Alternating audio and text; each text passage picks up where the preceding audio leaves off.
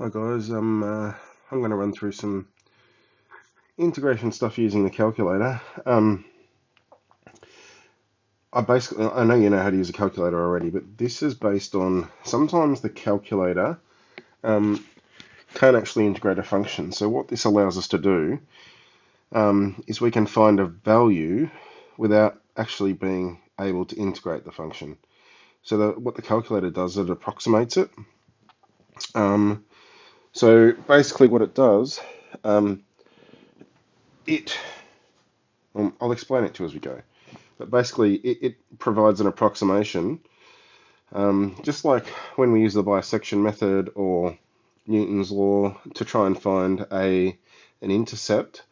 Well, this uses a method to find an area without actually being exact. Like, it doesn't give you the exact area, but it's able to give you a pretty close approximation without actually being able to integrate the function.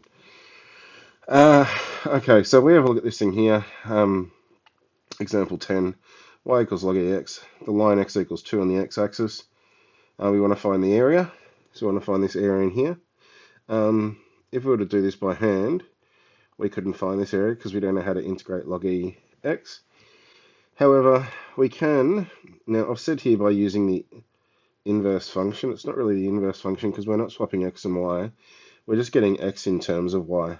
So our first step here, what we're going to do is get x in terms of y. So we know y equals log e of x. So therefore, x equals e to the y. Now, that's this function here. And we can find this area here by integrating from 0 to, they've already given us this value, log e2. If we needed to, we could sub 2 into the function and get log e2, our y value. Okay, so if we do that, well, we can say our area is the whole area, that rectangle, is 2 times log e2. So 2 log e2 minus the purple area in here.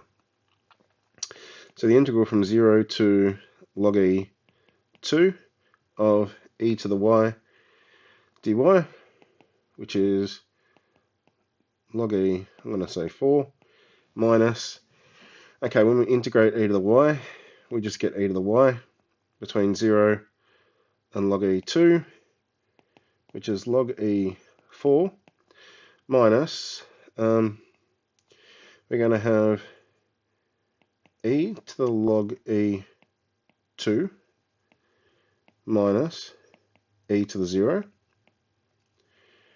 Okay, e to the log e2 is just 2. E to the 0 is 1.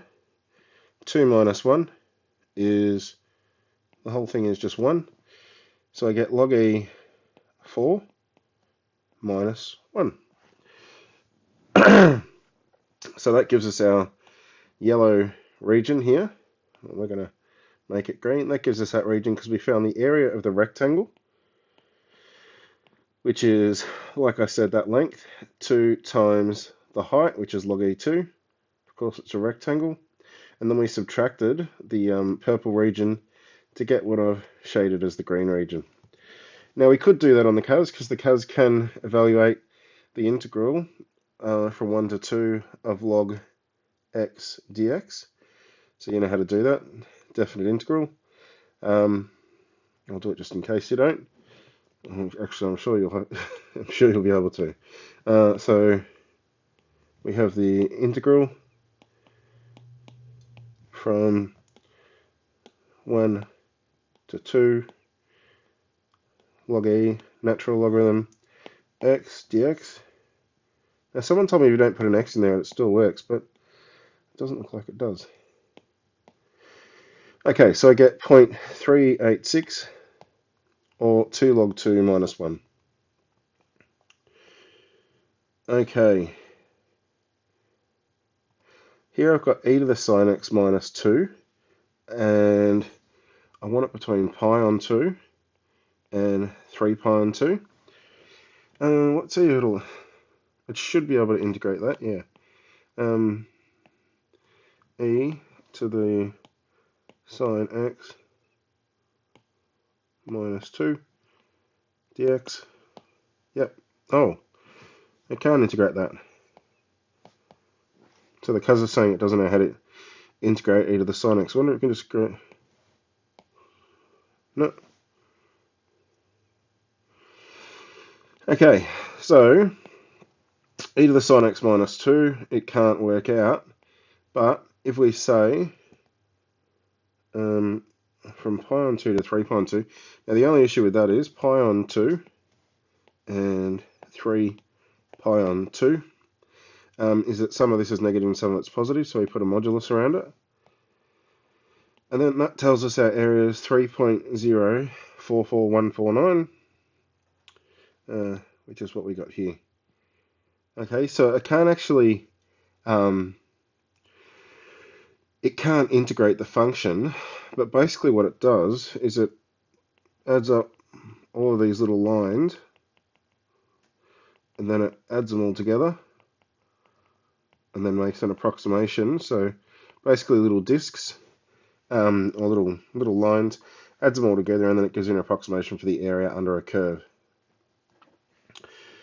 Okay, so why is this useful?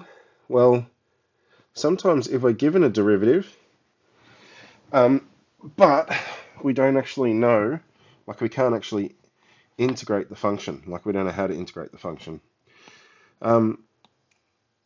Let's have a look here. Okay, so we can use a fundamental theorem of calculus to define antiderivatives using area functions.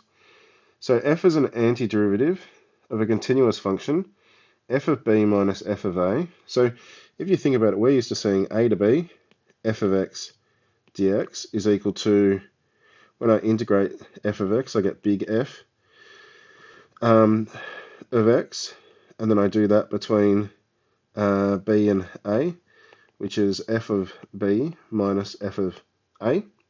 So basically what this is, it's just a rearrangement of that. F of b minus f of a is equal to this here. Okay, so I'll write that down the bottom. F of b minus f of a is equal to the integral of a to b of f of x dx. Now, just say I wanted to find a function in terms of x. Instead of actually evaluating it, I wanted to find it in terms of x. So what I can do is I can say f of x, so that's the integral, minus f of a is equal to, so I've replaced b with x, I can say that's a to x. Now I can't say f of x dx, so we're going to put in a dummy variable, let's say t. So f of t dt. So from here, instead of integrating from a to b, I'm integrating from a to x, and that allows me to find, well, we can find f of x by bringing f of a to the other side. So I get a to x, f of t dt plus f of a. Now, why would you do this? Let's think about a function. Okay, let's say y equals x squared plus 4x plus 6. We'll call that big F of x. When I derive it, I get little f of x, which is 2x plus 4. Now, if I wanted to go back to there, if I integrate this function, I'm going to end up with a plus c. But we know f of 0 is equal to 6, because that's our initial condition. We want to bring back that 6. So we know when we put 0 into this function, we get 6. So what we could do instead is we could say f of x is from 0 to x, this in terms of t, the derivative, so 2t plus 4 dt, and then plus f of 0, which in this case is 6. So if we integrate this function, we get t squared plus 4t between 0 and 4, sorry, between 0 and x, plus 6. And when we sub x in, we get x squared plus 4x plus 6, because when we put 0 in, it's nothing. So we end up back at our original function without having to find our constant or anything like that. So we can use this method. If they give you what the constant is, but you want to find the original function, you can just integrate from your lower bound, or whatever value your constant is evaluated at. So just say it was f of 3 is equal to 6. Well, then we would integrate from 3 to x, and then our constant would be 6. And that will give you what your original function is. Okay, so here, plot the graph of f of x equals, so that, if I integrate this, I get big F of x. We know how to integrate that if we wanted to. We've got 1 on t, so that would be from, that'll be log e of t from x to 1, which is log e of x, and then minus log e of 1, which is 0, so that'll just disappear. Okay, so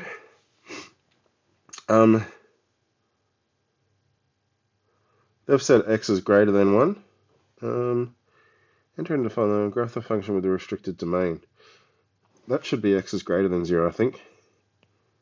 So because we want greater than 0, we have to restrict the domain, and it says that f of x is greater than 0.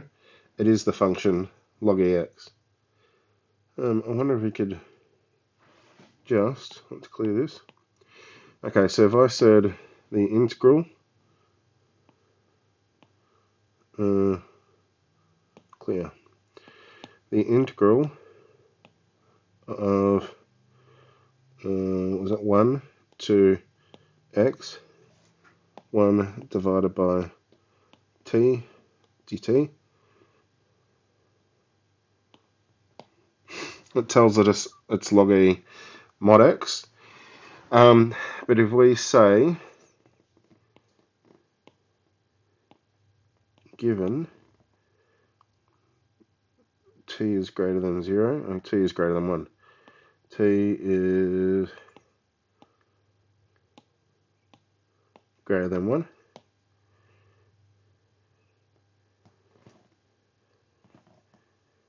oh,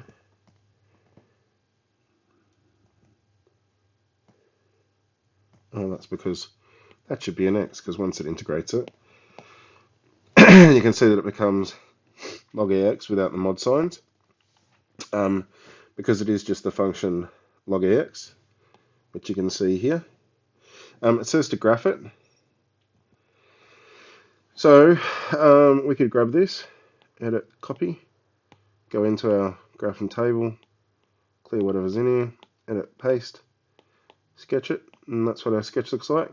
So that's the graph of log ex given x is greater than 1. If we didn't put the greater than 1, it would just be log mod x, which is what our function is. Let's see, if we could, what was our function before? E to the sine x. So we couldn't work out what the function is, but we could actually graph it. So if I said, let's go back and have a look. E to the sine x minus 2. E to the sine x minus 2 dx.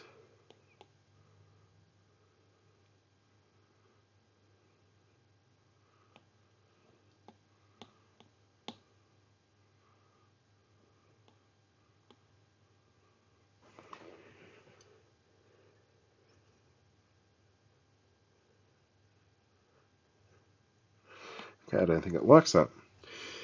But if I wanted to say, if I wanted to evaluate, now what do we want to evaluate before? Pi on 2 to 3 pi on 2. So if I said pi on 2 to 3 pi divided by 2,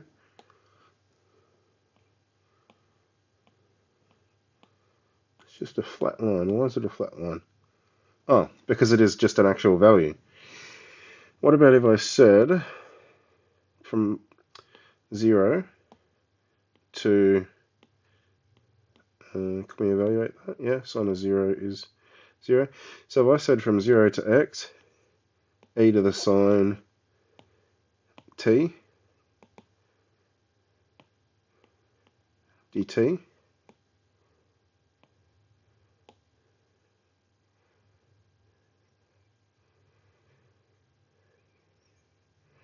okay, so that's what the function looks like. Now we wanted to find the value, or find the area from pi on 2 to, what was it, pi on 2 to 3 pi on 2. So, we can graph the mod of this.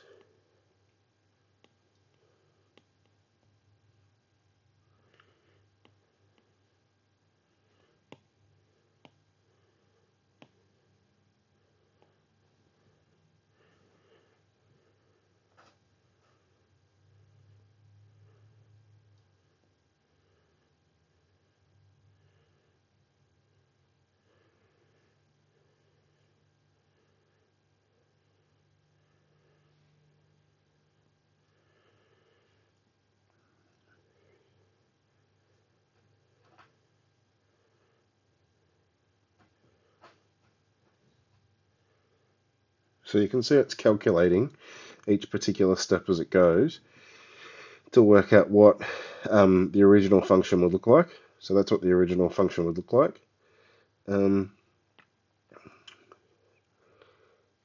Okay, you can stop anytime. Okay, it looks like that's going to be too painful to try and calculate. I was going to calculate the area around it. Okay, so here, using your CAS calculator, find an approximate value of 0 to pi on 3 of cos of x squared, and to plot the graph of 0 to x cos of t squared dt for this. So use your CAS to find an approximate. So if we did the integral from 0 to pi divided by 3 of cos of x squared dx.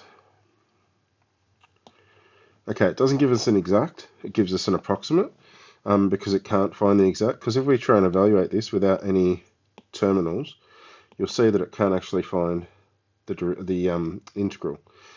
Now it says to sketch. So we want to see what the original function looks like.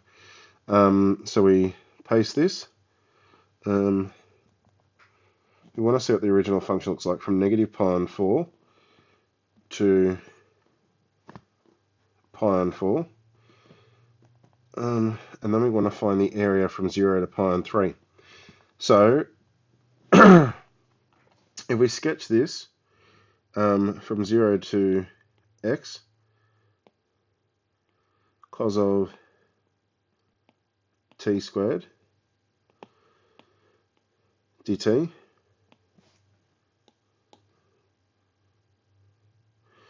okay, so that's what our function looks like.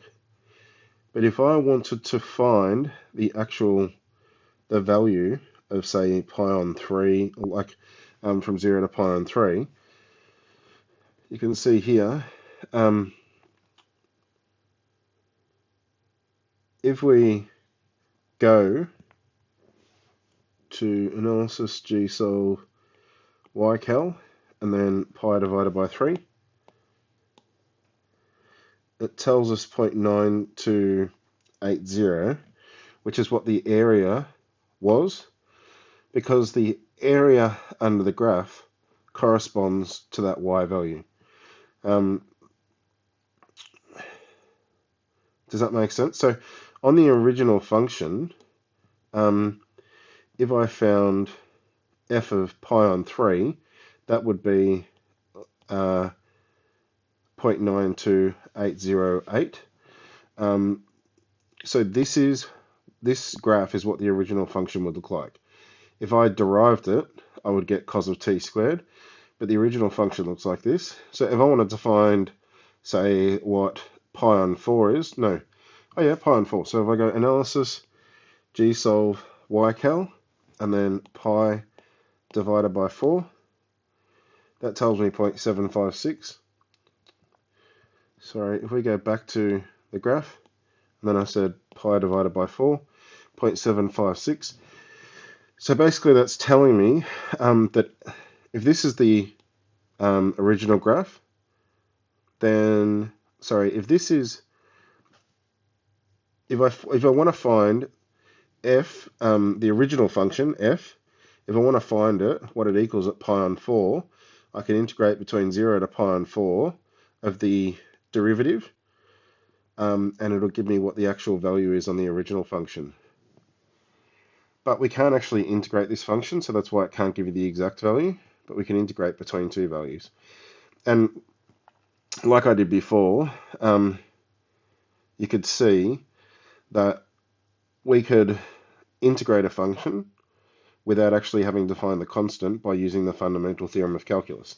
And that is when we rearrange it, f of x is from a to x, f of t dt plus f of a. So that will give me the original function. When we're in class, I'll show you some more ways where it's useful, like when you need to find